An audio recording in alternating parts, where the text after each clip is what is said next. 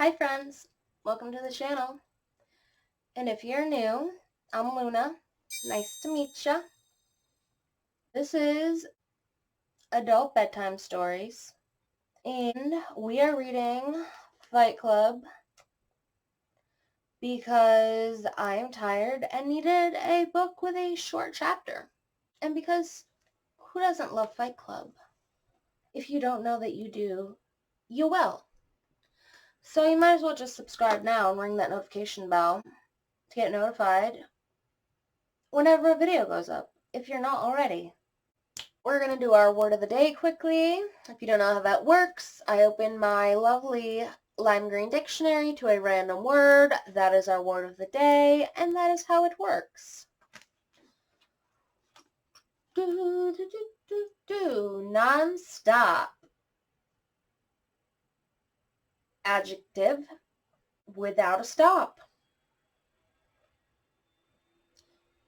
That was a fast one.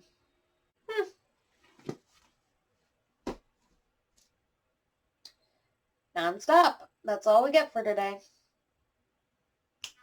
All right then. Get comfy, friends. We are in chapter 2, so I will leave the link in the description and the comments for chapter 1. By the way, Fight Club is a novel by Chuck Palahniuk. If I'm pronouncing his last name wrong, please let me know in the comments by sounding it out for me. Palahniuk. Yeah. Alright, chapter 2. Bob's big arms were closed around to hold me inside, and I was squeezed in the dark between Bob's new sweating tits that hung enormous, the way we think of gods as big. Going around the church basement full of men, each night we met, this is Art, this is Paul, this is Bob. Bob's big shoulders made me think of the horizon. Bob's thick blonde hair was what you get when hair cream calls itself sculpting mousse. So thick and blonde, and the part is so straight. His arms wrapped around me. Bob's hand palms my head against the new tits sprouted on his barrel chest. It will be all right, Bob says. You cry now. From my knees to my forehead, I feel chemical reactions within Bob burning food and oxygen. Maybe they got it all early enough, Bob says. Maybe it's just seminoma. With seminoma, you have almost 100% survival rate. Bob's shoulders inhale themselves up in a long draw, then drop, drop, drop in jerking sobs.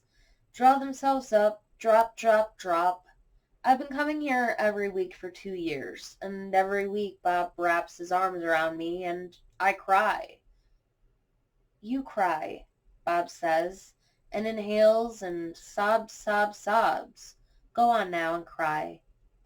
The big wet face settles down on top of my head, and I am lost inside. This is when I'd cry. Crying is right at hand, in the smothering dark, closed inside someone else, when you see how everything you can ever accomplish will end up as trash. Anything you're ever proud of will be thrown away, and I'm lost inside. This is as close as I've been to sleeping in almost a week. This is how I met Marla Singer.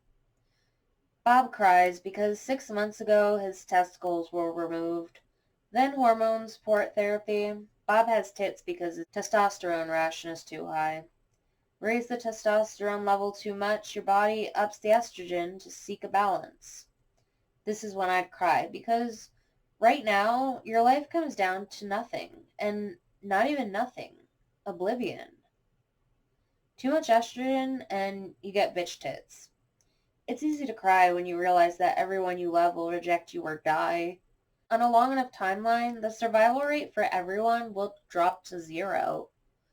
Bob loves me because he thinks my testicles were removed too. Around us is the Trinity Episcopal basement with the thrift store plaid sofas, or maybe 20 men and only one woman. All of them clung together in pairs, most of them crying.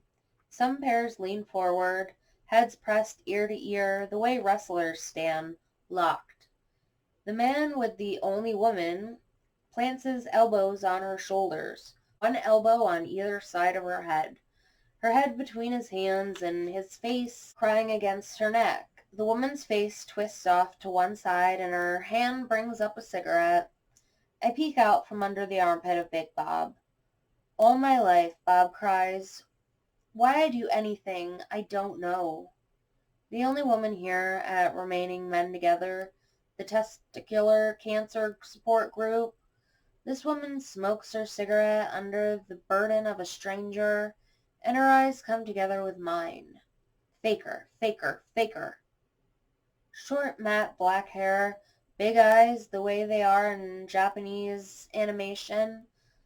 Skim milk thin, buttermilk sallow in her dress with a wallpaper pattern of dark roses. This woman was also in my tuberculosis support group Friday night. She was in my melanoma roundtable Wednesday night. Monday night she was in my firm believers leukemia rap group. The part down the center of her hair is a crooked lightning bolt of white scalp. When you look for these support groups, they all have vague, upbeat names. My Thursday evening group for blood parasites is called Free and Clear. The group I go to for brain parasites is called Above and Beyond. And Sunday afternoon at Remaining Men Together in the basement of Trinity Episcopal, this woman is here. Again. Worse than that, I can't cry with her watching. This should be my favorite part. Being held and crying with Big Bob without hope. We all work so hard all the time. This is the only place I ever really relax and give up. This is my vacation. I went to my first support group 2 years ago, after I'd gone to my doctor about my insomnia again. 3 weeks and I hadn't slept. 3 weeks without sleep, and everything becomes an out-of-body experience. The doctor said, insomnia is just the symptom of something larger. Find out what's actually wrong. Listen to your body.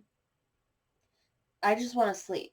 I wanted little blue amyl sodium capsules, 200 milligram sized. I wanted red and blue tuinal bullet capsules, lipstick red seconals. My doctor told me to chew valerian root and get more exercise. Eventually I'd fall asleep. The bruised old fruit way my face had collapsed, you would have thought I was dead. My doctor said if I wanted to see real pain, I should swing by First Eucharist on Tuesday night, see the brain parasites, see the degenerative bone diseases, the organic brain dysfunctions, see the cancer patients getting by. The first group I went to, there were introductions. This is Alice. This is Brenda. This is Dover. Everyone smiles with that invisible gun to their head. I never give my real name at support groups. The little skeleton of a woman named Chloe with the seat of her pants hanging down, sad and empty. Chloe tells me the worst thing about her brain parasites was no one would have sex with her. Here she was, so close to death that her life insurance policy had paid off with $75,000, and all Chloe wanted was to get laid for the last time. Not intimacy. Sex. What does a guy say? What can you say? I mean, all this dying had started with Chloe being a little tired, and now Chloe was too bored to go in for treatment. Pornographic movies. She had pornographic movies at home in her apartment. During the French Revolution, Chloe told me, the women in prison, the Duchess, Baroness, Marquises, whatever, they would screw any man who would climb on top. Chloe breathed against my neck. Climb on top. Pony up, did I know. Screwing past the time. La petite mort, the French called it. Chloe had pornographic movies, if I was interested. amyl nitrate, lubricants. Normal times I'd be sporting an erection. Our Chloe, however, is a skeleton dipped in yellow wax. Chloe looking the way she is, I am nothing, not even nothing. Still, Chloe's shoulder pokes mine when we sit around a circle on the shag carpet. We close our eyes. This was Chloe's turn to lead us in guided meditation, and she talked us into the Garden of Serenity. Chloe talked us up the hill to the Palace of Seven Doors. Inside the palace were the seven doors, the green door, the yellow door, the orange door, and Chloe talked us through opening each door. The blue door, the red door, the white door, and finding what was there. Eyes closed, we imagined our pain as a ball of white, healing light, floating around our feet and rising to our knees, our waist, our chest, our chakras opening, the heart chakra, the head chakra. Chloe talked us into caves where we met our power animal. Mine was a penguin. Ice covered the floor of the cave, and the penguin said slide. Without any effort, we slid through tunnels and galleries.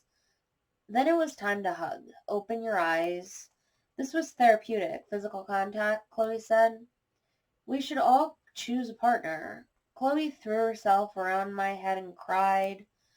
She had strapless underwear at home and cried. Chloe had oils and handcuffs and cried as I watched the second hand on my watch go around 11 times. So I didn't cry at my first support group 2 years ago. I didn't cry at my second or third support group either. I didn't cry at blood parasites or bowel cancers or organic brain dementia. This is how it is with insomnia. Everything is so far away, a copy of a copy of a copy. The insomnia distance of everything you can't touch, anything and nothing can touch you. Then there was Bob.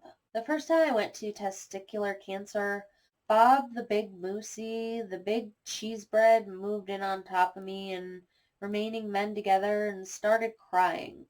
The big moosey tread right across the room when it was hug time, his arms at his sides, his shoulders rounded, his big moosey chin on his chest, his eyes already shrink-wrapped in tears, shuffling his feet, knees together in visible steps. Bob slid across the basement floor to heave himself on me. Bob panicked down on me. Bob's big arms wrapped around me. Big Bob was a juicer, he said. All those salad days on Dianabol and then the racehorse steroid Wistrol. His own gym. Big Bob owned a gym. He'd been married 3 times. He'd done product endorsements, and had I seen him on television ever? The whole how-to program about expanding your chest was practically his invention. Strangers with this kind of honesty makes me go a big rubbery one, if you know what I mean. Bob didn't know. Maybe only one of his huevos had ever descended, and he knew this was a risk factor. Bob told me about post-operative hormone therapy. A lot of bodybuilders shooting too much testosterone would get what they called bitch tits. I had to ask what Bob meant by huevos. Huevos, Bob said. Gonads, nuts, jewels, testes, balls. In Mexico, where you buy your steroids, they call them eggs. Divorce, divorce, divorce, Bob said, and showed me a wallet photo of himself, huge and naked at first glance, in a posing strap at some contest.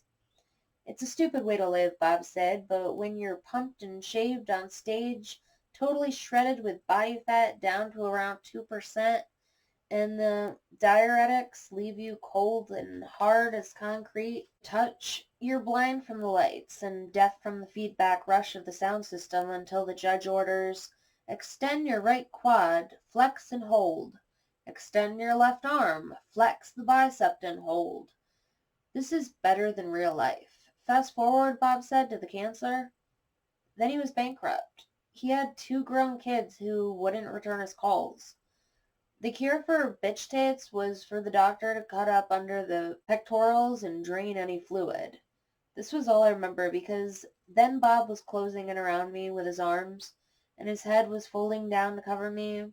Then I was lost inside oblivion, dark and silent and complete, and when I finally stepped away from his soft chest, the front of Bob's shirt was a wet mask of how I looked crying. That was 2 years ago, and my first night with remaining men together. At almost every meeting since then, Big Bob has made me cry. I never went back to the doctor. I never chewed the valerian root. This was freedom. Losing all hope was freedom. If I didn't say anything, people in a group assumed the worst. They cried harder. I cried harder. Look up into the stars and you're gone. Walking home after a support group, I felt more alive than I'd ever felt. I wasn't host to cancer or blood parasites. I was the little warm center that the life of the world crowded around. And I slept. Babies don't sleep this well. Every evening I died, and every evening I was born, resurrected. Until tonight. 2 years of success. Until tonight. Because I can't cry. With this woman watching me. Because I can't hit bottom. I can't be saved. My tongue thinks it has flocked wallpaper. I'm biting the inside of my mouth so much. I haven't slept in 4 days. With her watching, I'm a liar. She's a fake. She's the liar. At the introductions tonight, we introduced ourselves. I'm Bob. I'm Paul. I'm Terry. I'm David. I never give my real name. This is cancer, right? She said. Then she said, well, hi, I'm Marla Singer. Nobody ever told Marla what kind of cancer. Then we were all busy cradling our inner child. The man still crying against her neck. Marla takes another drag of her cigarette. I watch her from between Bob's shuddering tits. To Marla, I'm a fake. Since the second night I saw her, I can't sleep. Still, I was the first fake, unless maybe all these people are faking with their lesions and their coughs and tumors, even Big Bob, the big moosey, the big cheese bread. Would you just look at his sculpted hair? Marla smokes and rolls her eyes now. In this one moment, Marla's lie reflects my lie, and all I can see are lies. In the middle of all their truth, everyone clinging and risking to share their worst fear, that their death is coming head on and the barrel of a gun is pressed against the back of their throats. While Marla's smoking and rolling her eyes, and me, I'm buried under a sobbing carpet, and all of a sudden even death and dying rank right down there with plastic flowers on video as a non-event. Bob, I say, you're crushing me. I try to whisper, then I don't. Bob. I try to keep my voice down, then I'm yelling. Bob, I have to go to the can. A mirror hangs over the sink in the bathroom. If the pattern holds, I'll see Marla Singer at Above and Beyond, the Parasite Brain Dysfunction group. Marla will be there, of course, Marla will be there, and what I'll do is sit next to her, and after the introduction and the guided meditation, the 7 doors of the palace, the white healing ball of light, after we open our chakras, when it comes time to hug, I'll grab the little bitch, her arms squeezed tight against her sides and my lips pressed against her ear. I'll say, Marla, you big fake, you get out.